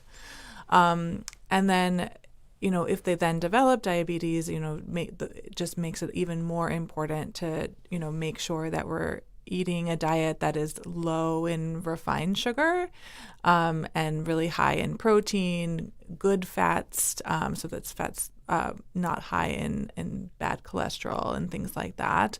And then, we're talking about like almonds and nuts and things like that. Avocados. Which is a great fat. We love avocado, yes. But then, I think working with your doctor, checking your blood sugars, checking your hemoglobin A1C to determine where your sugar is, and then determining with your doctor, if medication would be necessary to lower your hemoglobin A1C and your blood glucose levels. Usually in type 2 diabetes, you don't necessarily start right away with insulin unless it's quite progressed. Normally, we would start with other medications that help just make the function of insulin better. As we said, we talked about the insulin resistance, so trying to make it less resistant, basically. And then there are other medications that could help reduce weight that also have an effect on diabetes, like some of the GLP-1s. And so that basically coming up with a plan with your doctor to figure out how to better control your blood sugar and making sure that you're checking your blood sugar on a regular basis to know what your levels are, and then managing it from there. But I think also, taking ownership and mindfulness of your body and your health. And I think you had mentioned, getting a diagnosis like this could be quite alarming and depressing. And so sometimes that can definitely challenge motivation. And so, working on your mental health as well and making sure that you have the motivation to try to change some habits. Yes, thank you for bringing my mental health question back into the forefront here. So in the sense when we are talking about good diabetes management, everything that you've just described, would that fall into what you would think is good diabetes management? Yeah, I mean, I think you need a responsive physician, and you need a nutritionist oftentimes, maybe a social worker or a counselor, and then the patient themselves needs to be sort of ready for change and motivated, and it takes time. We do some readiness assessments to see sort of where you are in your mindset and in your willingness to make changes. The report shows about 61.2% of those diagnosed are taking diabetes medication, as you've described, and 25.7% are taking insulin. Is that normal? Is that what you would expect from the report? Yeah, so I think what this doesn't unpack is how many should be on medication but are not. Because I think, some people can manage diabetes with diet and exercise, and we don't have that number here, so it's hard to tell. But I think in general, like I said, with type 2 diabetes, you don't necessarily start on insulin. And when things can't be controlled on other medications, then you would do the insulin. And then, I think understanding the severity would then help us be able to interpret these numbers a bit better in terms of whether this is appropriate or not. Okay, so about 40% of diagnosed individuals are not taking any medication. As you mentioned, some might not need to take any medication. Some might choose not to take any medication. Exactly. And there is I mean, I've heard people say it. I had a coworker say, man, I reversed my diabetes, and they did not, in fact, reverse their diabetes, unfortunately. But I've heard it, and I've heard people say, we're going to go a traditional way of trying to treat, a non-traditional way, I guess, a plant kind of treatment way. What are your thoughts to that? How do we approach that kind of a treatment, or if a patient does say that? Yeah, I mean, I think you need to. I would never say point blank, don't take herbal medications or natural remedies. I think really need to understand what is the natural remedy. What are the ingredients in it that are not necessarily listed as the main ingredient, because I think that sometimes you look at the back of these bottles and they list like 50 ingredients, and they're saying you should take this because of the root of whatever, yes. But it doesn't list the other 50 things that are in there, and those actually could be harmful depending on what your medical conditions are. And so I recommend anyone who's taking natural remedies, bring the bottle with them to the doctor and show them and say, this is what I'm taking. I think sometimes people are afraid they're going to be judged or, told not to take it, and that might actually be the case. But I would also encourage doctors to embrace people who are bringing that in and saying, well, thank you for being honest and being transparent on what you're taking so that we can work together. I think that the other thing to realize is if it's the blood sugar is not going to lie. Like if your blood sugar continues to stay elevated and you're taking that medication, it might be time to consider something else. Okay. One of the other things that stood out in the report, some other data that came out, was that 16.2% of adults aged 45 to 69 are on diabetes medication, compared to just 2.5% of younger adults. Is that something that is normal to see? Because, the younger adults, we're thinking they have a little bit more energy, they're a little bit more active in what they're doing. They don't necessarily have sedentary lifestyle. Yeah, I mean, and again, let Rachel comment on the stats, but what I will say is, these are chronic, slowly progressing diseases. So when you're younger, the hope is that it's not as severe, right? Especially with type 2 diabetes, that actually usually gets diagnosed later in life. And so hopefully younger adults who are diagnosed with diabetes maybe don't necessarily need diabetic medication. Maybe they can handle the controlling their blood sugars with diet and exercise. But then as they get older, things build up over time and it's cumulative, right? And yes. So then that would be necessary medication. Okay, we got to take our last commercial break for our conversation this morning, and we'll take that break. When we come back, we're going to talk about, I guess, prevention, a couple more things as we wrap our discussion on diabetes. Looking for fresh, healthy food that's full of flavor? Then you've got to visit Kirk Market. Our dishes are made with fresh, high-quality ingredients. Enjoy vibrant mixed greens or satisfying pasta salads. Or try one of our delicious grill options like blackened chicken, spicy beef steak, or grilled salmon. Looking for something light and flavorful? We've got sushi rolls and poke bowls prepared daily. And don't forget to explore a hot bar or Billy Fresh salad at the salad bar. Stop by Kirk Market today for breakfast, lunch, or dinner and taste the difference. Eat well, live well with Kirk Market.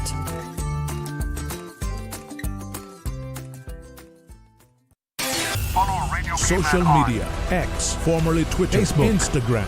Interact with our talk shows on YouTube. Download our official Radio Cayman app, or you can log on to our website, www.radiocayman.gov.ky. You can also add us to WhatsApp on 925-3261. All the latest information, breaking news, community events, and more. Radio Cayman. The Buzz with your host, Kathy Miller.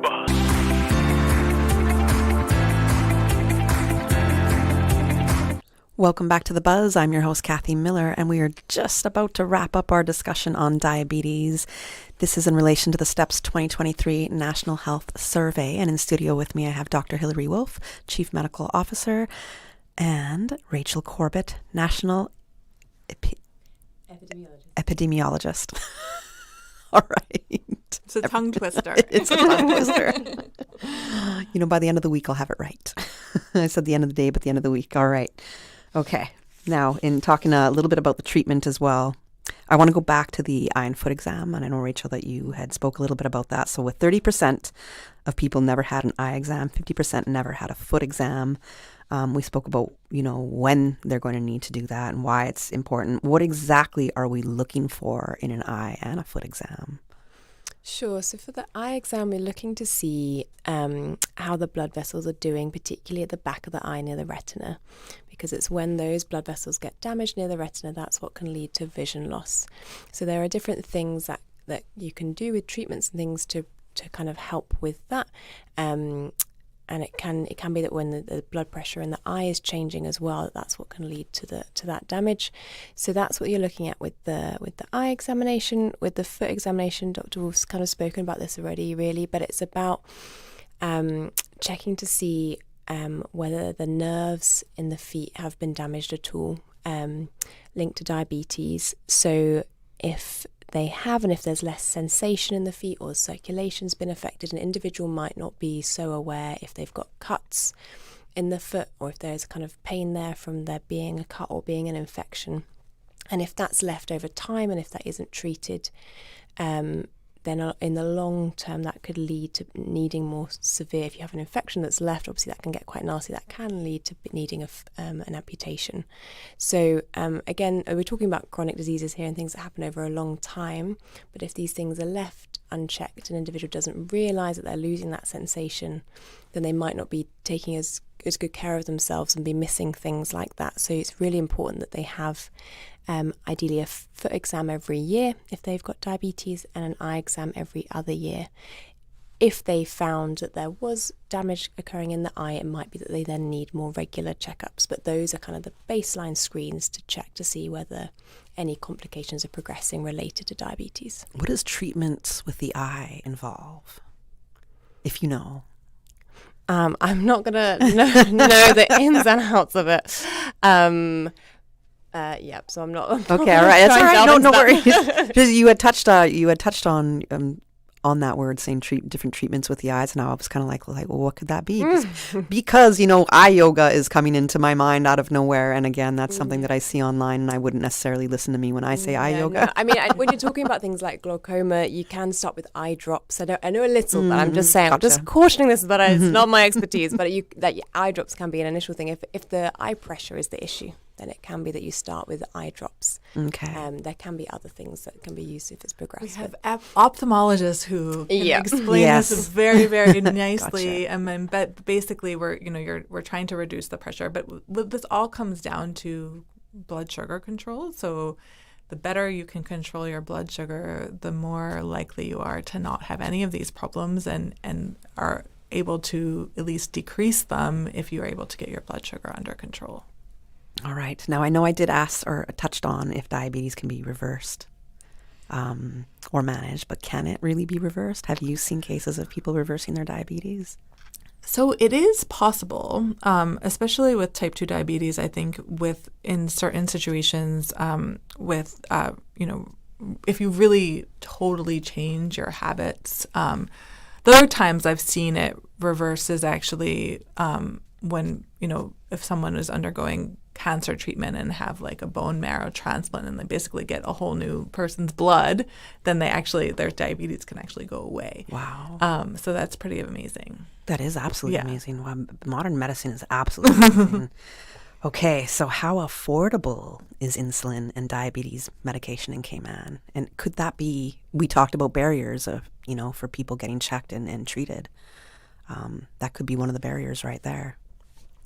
Yeah, it's a really good question. And it's something that I want to explore further in terms of how that is acting in terms of a barrier. It's not something that has been raised to me off the bat per se, but I'm sure just given the economic disparities within Cayman and the challenges that we have, I'm sure it's a factor, and I'd like to explore it further.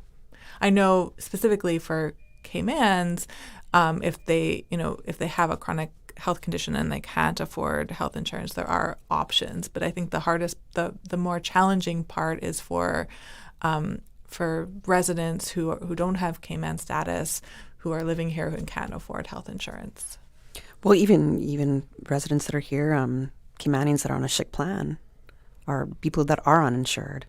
It's true, although there are opportunities to get support if you are Cayman, that if you can afford it. Okay, all right. So the average fasting glucose is significantly higher in the 45 to 69 age group. Now, again, is that bringing us back to do we get lazier as adults and less exercise and just kind of set in our stubborn ways? Or is there, are there any factors that point out to why that 45 to 69 age group have that higher average fasting glucose rate? So we're back to the chronic disease, slowly progressing over time as we get older. Things get worse. Yeah. Yep. So it's all about taking care of yourself from jump, from you're quite young. And as we've already said, behavioral change takes a big effort. So when we talk about things like diet or exercise, you mentioned sleep as well, but generally taking care of yourself on these things, if you've been doing it a certain way for a long time, it can take time to make that change. And if those haven't necessarily been healthy habits for a long time, then that can, as we see, from the data across the report, we see a higher prevalence of all of these chronic conditions in the older population. And we see a higher prevalence of people having multiple risk factors for developing these conditions in the older population. And what that indicates as well for us for the future is we're likely to have an increasing burden of these conditions, as we also have an aging population that's growing and putting more pressure on the healthcare service. So what we've talked about with prevention being better than cure, that's also really important to think of when we look at the population as a whole and how we're going to make sure we provide the right healthcare that's needed. If we can look to increase our access of preventative care and look to reduce these risk factors across the age groups, but particularly in the older age group, then we should also be helping to alleviate some of that pressure on the healthcare system and the development of more chronic conditions in the future. Well, that excellently answers my question about the financial burden that this does place on our healthcare system, on the economy as well, not just on the individual, because it is a big deal. It's a domino effect. Absolutely. Okay. Do you think that we're doing enough on a policy level to address food systems, portion sizes, ultra-processed food, nutrition? Yeah, there's so much, isn't there? I mean, if someone does take the time to look into the report, which as we said is at gov.ky/steps, there's all sorts of recommendations that we've put through there of things that we'd love to look at as a ministry, broader things we'd love the government to look at as well, and also partnering, with the private sector. This is something that needs to involve all sectors in Cayman. We need to involve things in our education for our children to start this early on. So there's all sorts of areas where we could be doing more. I think, as you mentioned, food is a key area. But some of the parts of the ministry is also looking at, particularly that we're leading up to with these discussions, is we're looking to have a movement challenge this summer, or that starting, from Easter. So really starting to encourage people to be able to be more physically active and to help remove maybe some of the barriers that are there to that, make them more aware of what's available that's free, what's in their area, try and help us all to keep each other accountable and encourage each other to get more active. Walking is a great way to be active. It doesn't need to be a high intensity workout. It's trying to think about how you can incorporate those things in day-to-day life, I think, is what makes the real difference. So there are things that we're looking to try and improve and build on. How important is it to go for a walk, like let's say 15, 20 minutes after a meal, like a short walk? Because that's something I hear quite often, especially to bring your, an insulin spike down immediately. Any feedback on that? I haven't seen specific research related to making sure you go for a walk right after a meal, but I do think, not eating super late and not going right to sleep after eating is really important. Giving your body time to digest and circulate, and also depending on what types of foods you're eating. If you're eating very highly refined sugars late at night, that's just going to go right to your gut. Right. And so I think that's really a component. But I think just making sure you're getting exercise in every day walking in every day is really the most important takeaway. Are there any ideal diets people should follow? And I ask this because I was listening to an interview very specifically about diabetes and a keto diet. So is low-carb diets, a Mediterranean diet, keto diets, are any of these diets recommended for people who might be diabetic or might be pre-diabetic and looking to better control their eating habits? I think you have to be really careful with the sort of fad diets. So for keto is very high in protein, which is really good for you. But if you're eating lots of red meat, that's not that great for you. That's a lot of cholesterol. It's a lot of high fat, what we call the bad fat. And that can actually lead to more atherosclerosis, more buildup in your arteries, especially in connection with glucose. So actually, I think really the most important thing is to really limit the number of refined sugars that you eat, eating carbohydrates that are complex carbohydrates like wheat bread, brown rice, all of the things that are high in fiber. Quinoa is great. And then, thinking about from a protein, what are some of the lean proteins that you can eat? Chicken,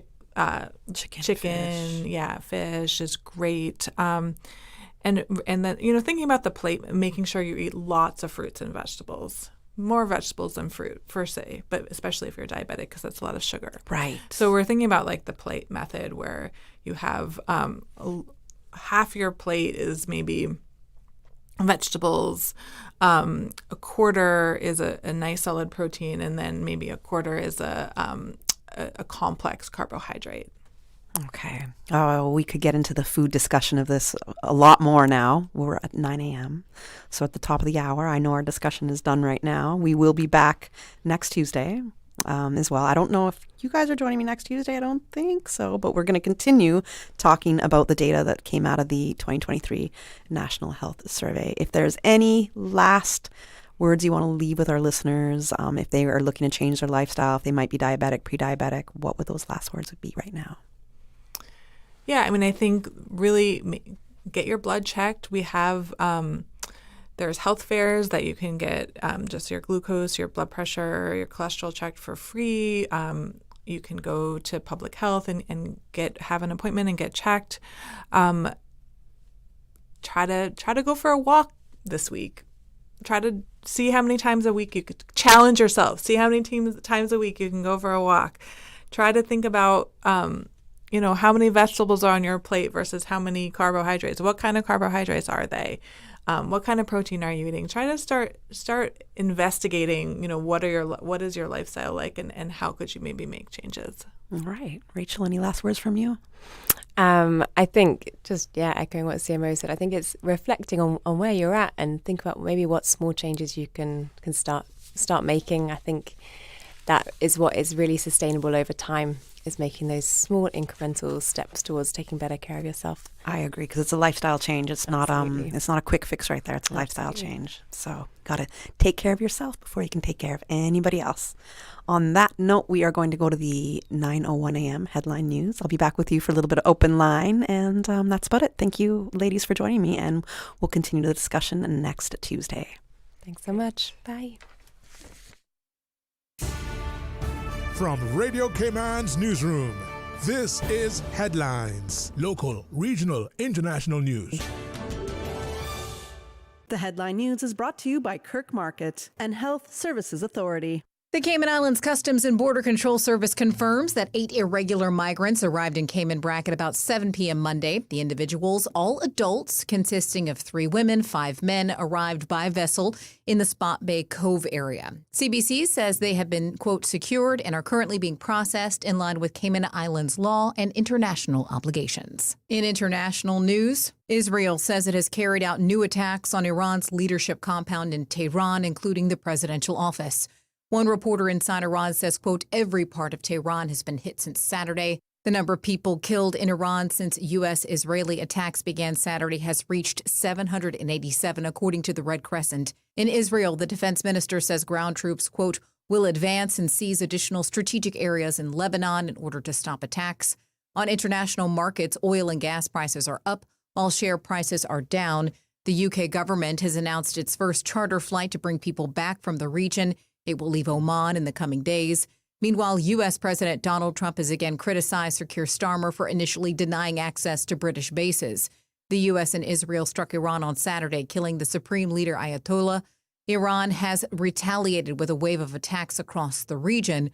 On Monday, the U.S. told Americans across the Middle East to, quote, depart now. Those are your headlines. I'm Karsley Fuller.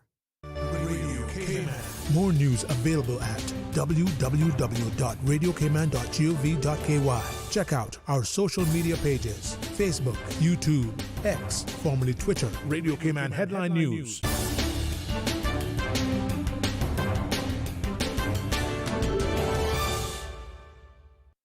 At HSA, we strive to provide the highest standard of care with compassion, integrity, and dedication. And so we say thank you, Cayman, for continuing to make us the most awarded organization on island by voting us the best of Cayman Islands in 9 medical categories. Your support reminds us why we do what we do, to serve the Cayman community with kindness and excellence. To find out more about our award-winning services, visit hsa.ky.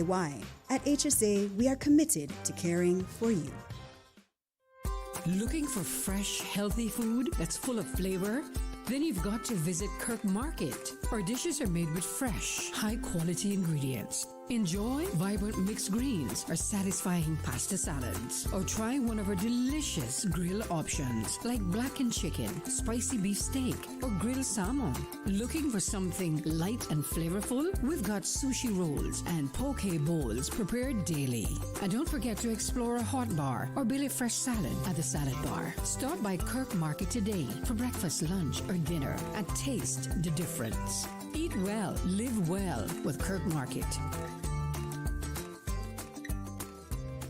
The Consumer Price Index Rental Survey conducted by the Economics and Statistics Office is now underway. The survey aims to collect data from residents of the Cayman Islands who are renting properties. The ESO invites participation in the Consumer Price Index Housing Rental Survey, which the ESO will conduct in February, May, August, and November each year. The CPI survey helps to calculate the inflation rate or the changes in the cost of living in the Cayman Islands. Trained ESO staff with ESO ID cards will administer the survey. The individual information is confidential in accordance with the Statistics Act. No individual data will be published or disclosed. Survey data are exempt from Freedom of Information requests. For more details, please call the ESO hotline at 516-3329 or directly at 244-4602. The Buzz with your host, Kathy Miller.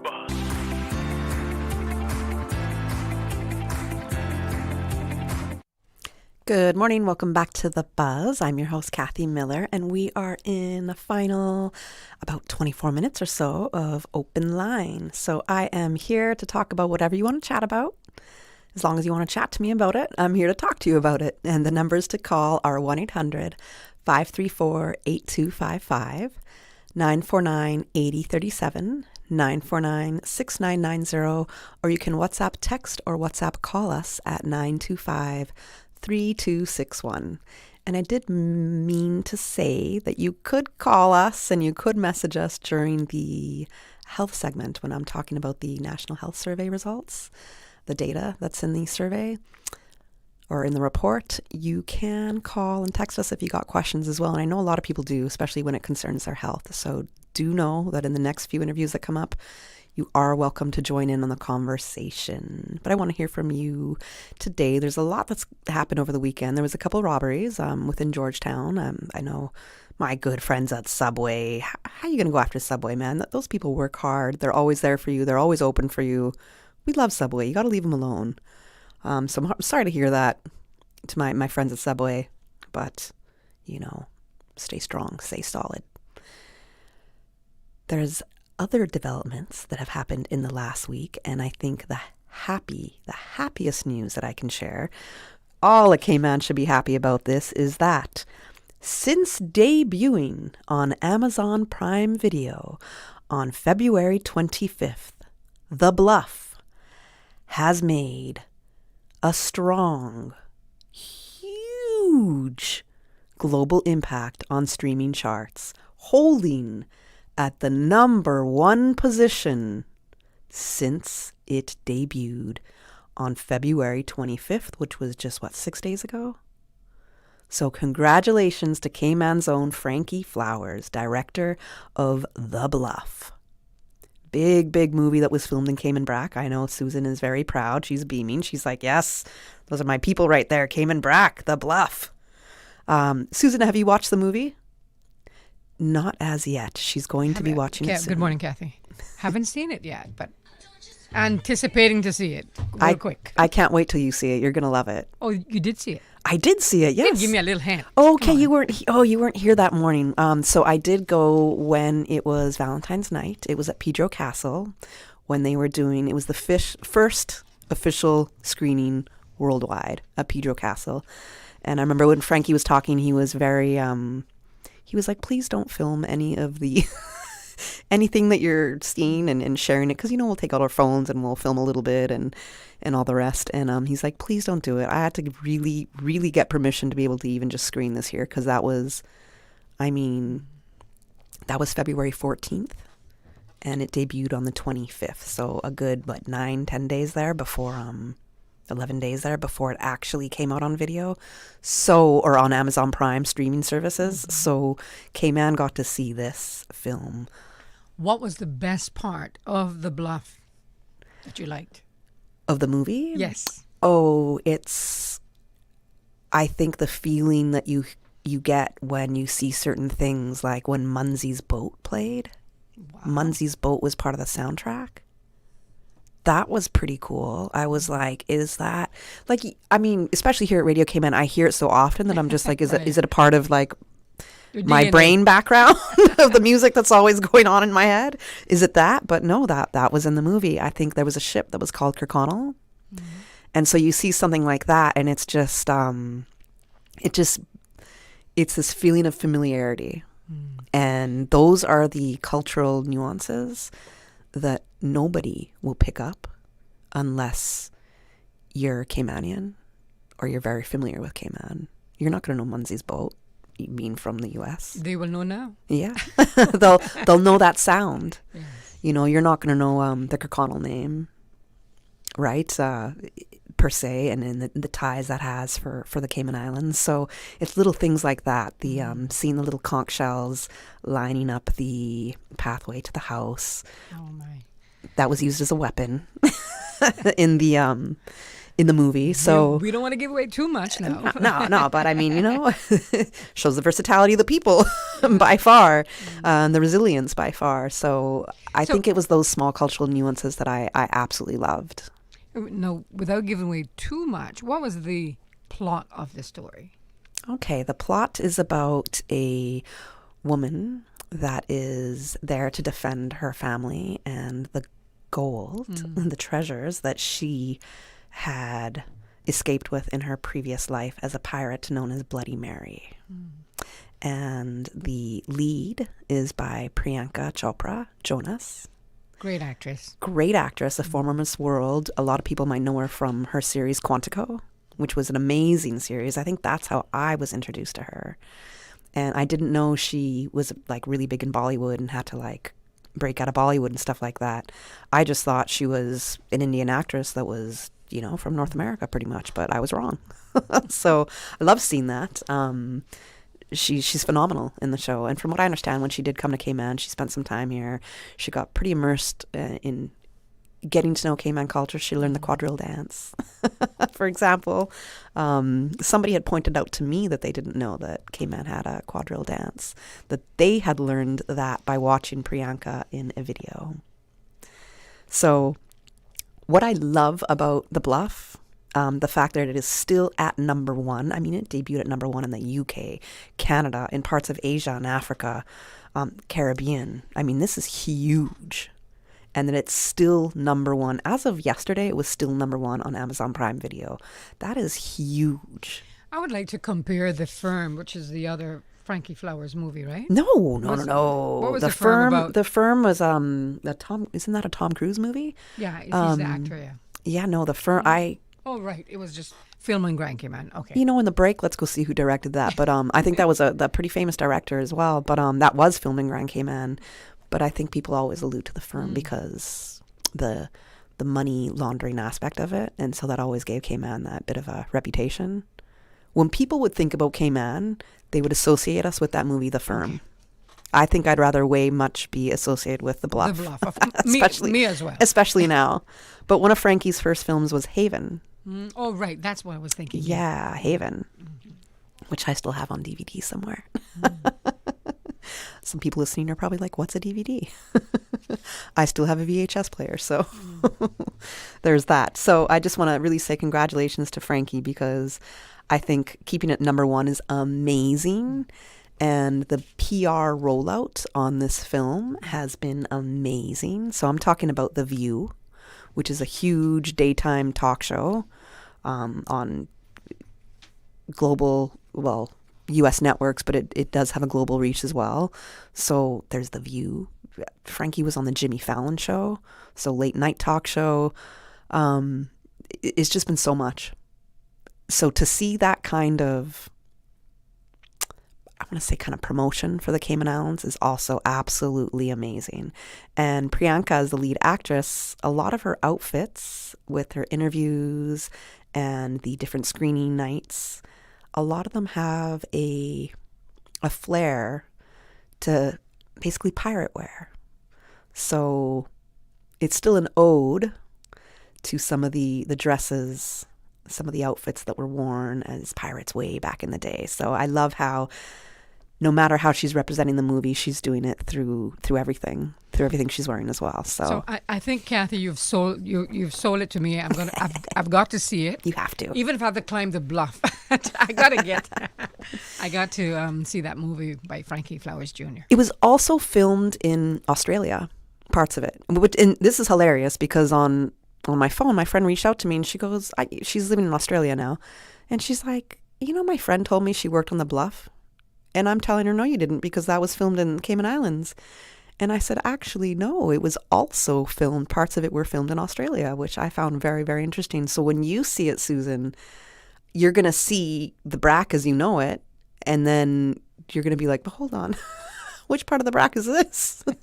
So I'm assuming that's the part of Australia they was had filmed. You said in Australia, and parts of it was filmed in Cayman BRAC on the Bluff, I guess. Yeah. And that's where you're going to see what's... I guess how they did the cinematography there. Oh my. It's interesting. Can't wait. Yeah, it's interesting. Let's take a quick commercial break, and when we come back, there's a couple of other things to talk about. Craving something bold, juicy, and packed with flavor? Introducing KFC's new crispy barbecue sandwich served on a soft, buttery brioche bun.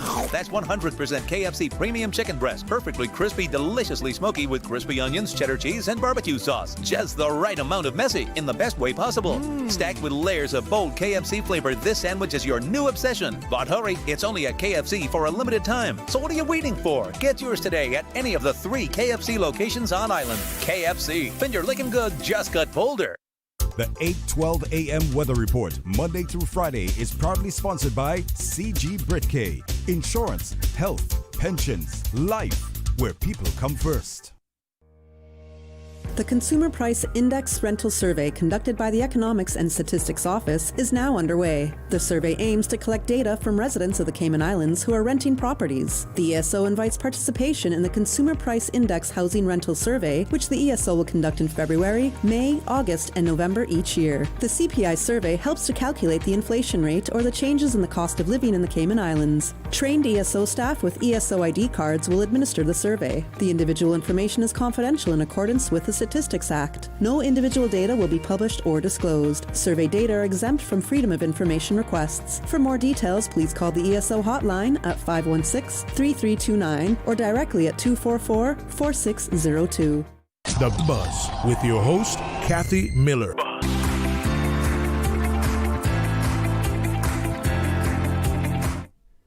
Welcome back to The Buzz. I'm your host, Kathy Miller, and we are just winding down into maybe about the last 13 minutes or so of this morning's show. I was just talking about how the movie The Bluff is still number 1 on Amazon Prime Video since debuting on February 25th. It was directed by Cayman's own Frankie Flowers. A large part of the movie was filmed in Cayman Brac, parts of it in Australia. Check it out. It is on Amazon Prime Video. If you haven't seen it yet, you can catch it there. Let's keep it at number 1 for as long as we can, Cayman. In other news this week, Parliament starts meeting again beginning tomorrow, March 4th. There's a lot of urgent bills that will be touching on immigration, health insurance definitions, and residency status clarifications. So all of this is a broader governance push. Youth Parliament will also be on March 9th. And we do air it live on Breeze, and then we replay it at 7 p.m. on Radio Cayman. So that's if you want to find out what's happening in Parliament, and trust me, you do, because there's a lot going on right now. The NCFC government has definitely been doing a lot, and it's their first, 10 months of being in power. Also yesterday, it was announced by the Ministry of Health, Environment and Sustainability that they are launching their first ever public survey to gain feedback on HSA's performance and effectiveness. I can't wait for this one. But before I add in my commentary, that is sure to probably get me in a little bit of trouble, let me just read from you their press release about this survey in which they're asking for the public's feedback on their performance. I also want to plug the fact that the Minister, Honourable Catherine Ebanks Wilkes, is scheduled to appear on Talk Today this afternoon at 1 p.m. to discuss the 10-week assessment of HSA. So that's this afternoon, 1 p.m. The Honourable Minister, Catherine Ebanks Wilkes, will be on Talk Today to talk about this HSA survey. You know, Radio Cayman, we got it going on. The Premier was on with us yesterday, speaking with Charles Glidden yesterday on Talk Today. So if you missed that, you can always go back to our YouTube, look for the discussion with the Premier that happened yesterday. I know that on yesterday as well, Monday morning, I think OC had 3 different ministers on. I know he had Minister Miles in on last Friday. There's a lot going on. Radio Cayman, they can't mess with us. They can't mess with us, Susan. They can't mess with us. We're getting a lot of information out. We're doing our best we can to unpack a lot of the changes and a lot of the topics and a lot of the issues that are affecting Cayman. Okay, let me get into this press release. So I'm going to read it to you. You probably will have a minute or two if you do want to share any of your thoughts, anything you want to talk about, especially in relation to this press release that I'm going to read that came from the Ministry of Health, Environment and Sustainability. It is titled, First Public Survey Launched to Strengthen HSA's Performance. Further to the announcement by the Honourable Catherine Ebanks Wilkes, Minister for Health, Environment and Sustainability, during a press briefing on the 30th of January, the Ministry of Health, Environment and Sustainability is inviting patients and caregivers to participate in a community survey to help inform an independent diagnostic assessment of the Health Services Authority. As part of its commitment to strengthening Cayman's healthcare system, the ministry has commissioned KPMG to undertake the 10-week assessment. This forward-looking initiative will evaluate governance frameworks, organizational processes, and operational effectiveness while identifying opportunities to enhance performance and strengthen strategic alignment between the ministry and the HSA. The diagnostic assessment will deliver evidence-based insights, highlight gaps, and inform practical recommendations for improvements. Launching on Monday, the 2nd of March, this historic initiative marks the first time the government has formally invited direct public feedback on HSA's performance. Members of the public who have utilized HSA's services at any time are encouraged to take part. Caregivers and parents may complete the survey on behalf of patients where appropriate. Feedback gathered will provide deeper insight of the HSA. This will inform patient future planning, service improvements, and decision-making to ensure healthcare services continue to meet the evolving needs of the Cayman Islands community. The survey takes approximately 15 minutes to complete. All responses will remain strictly confidential. Individual responses will not be attributed to any participant, and findings will be synthesized and analyzed in aggregate form to inform evidence-based recommendations for improvement. This is a quote. The ministry has been working diligently behind the scenes on this important initiative. The launch of this survey provides a meaningful opportunity for community engagement, Minister Ebanks Wilkes explains. Every Caymanian and resident who uses and relies on the HSA now has an opportunity to share their experience and help guide meaningful improvements across our health services. To achieve lasting change in Cayman's healthcare system, we need to hear from those who have had both positive and negative experiences. In addition, HSA staff and external stakeholders, including vendors and suppliers, healthcare partners, external agencies, and other government entities will be invited to participate in a separate survey circulated internally and directly to those groups. The survey will run from Monday the 2nd of March through the 16th of March. This diagnostic survey is, here's another quote, this diagnostic survey is a critical step in understanding how our health services are experienced by those who use them, said Chief Officer Tamara Ebanks. By listening directly to the community, we can better identify what is working well and where improvements are needed to build a more responsive, effective, and patient-centered healthcare system. End quote. The survey will be available online at gov.ky/MHES.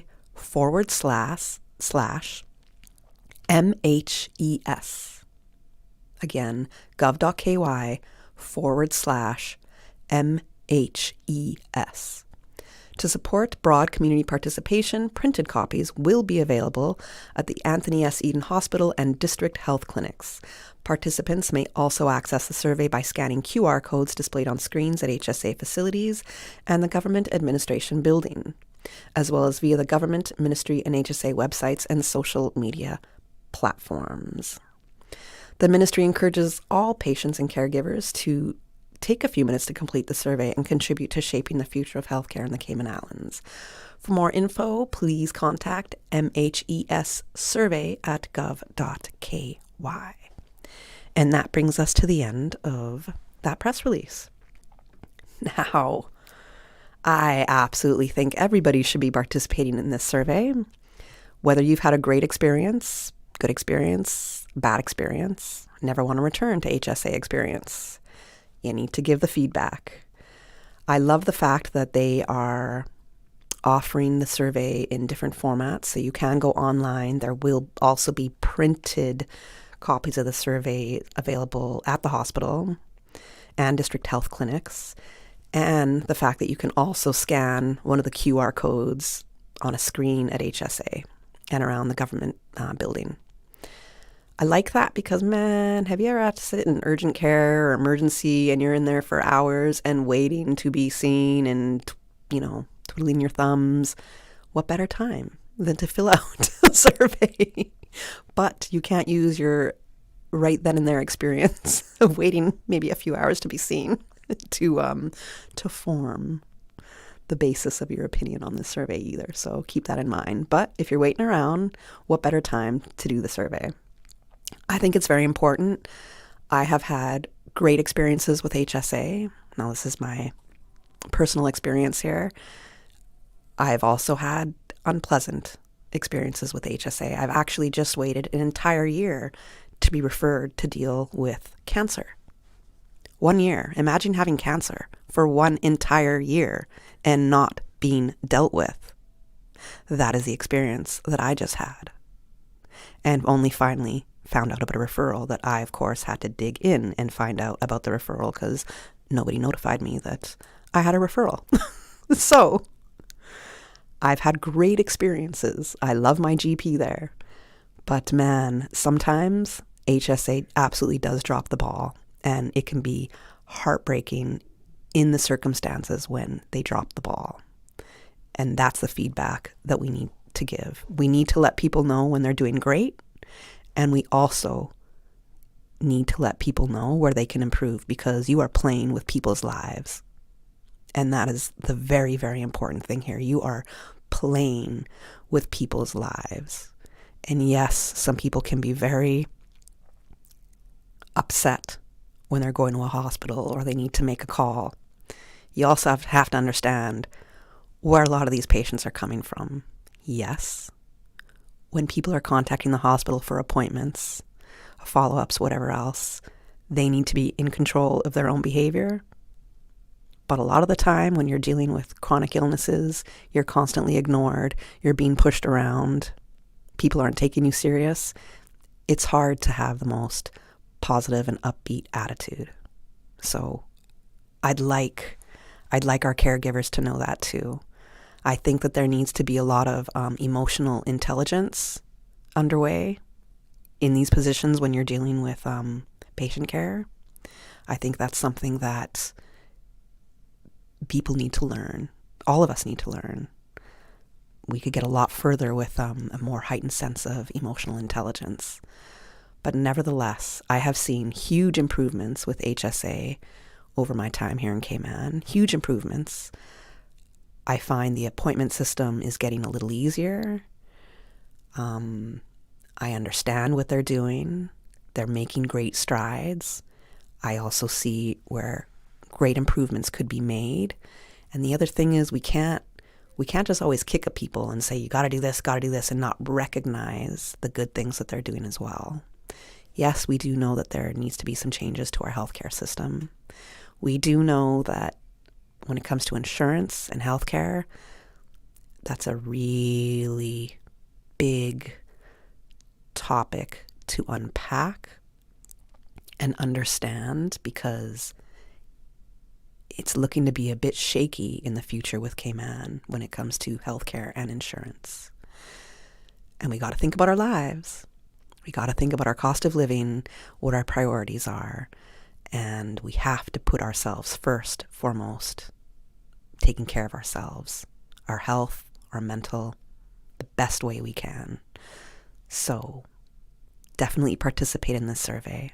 Let the ministry know, let HSA know where improvements could be made, what they're doing great in,